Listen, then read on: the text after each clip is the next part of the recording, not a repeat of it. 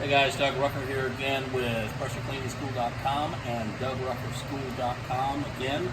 Working on the rig, we're putting in our drop tubes in the tanks for our soft wash equipment, our dedicated pump, so that we can draw water.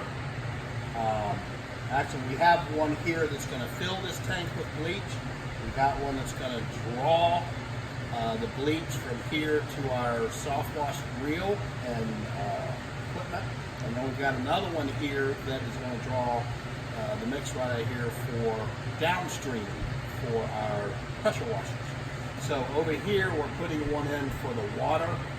This is going to be the water tank, and so we basically have a piece of PVC pipe here. This is 1/2 inch PVC, and then we've got a fitting that has the threads on the top that I slip, and we've PVC glued it there. And so we've already measured, kind of cut it at an angle down at the bottom, and we're simply going to go in from the bottom like this. Actually, we're going to screw this on after we put a little bit of our gook.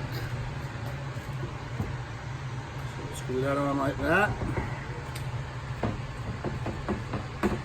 Get it nice and snug, but don't over tighten it because you don't want to crack it. And then we're going to come up through here, put our gasket in, and see which way the arrow is pointing.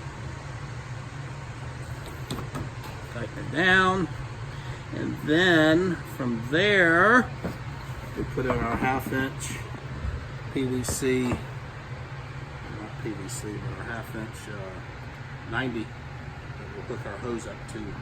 And what this will do is it'll draw water out so we can rinse the downstream injector. So we'll have these two kind of hooked together with a three-way, and then we can draw the mix out of there for downstreaming, or we can turn the ball valve and rinse at the same time. But the big thing is, wanted to show you how to put a drop tube into a tank so that you can draw from the top of the tank, and that's how we do it. Any questions?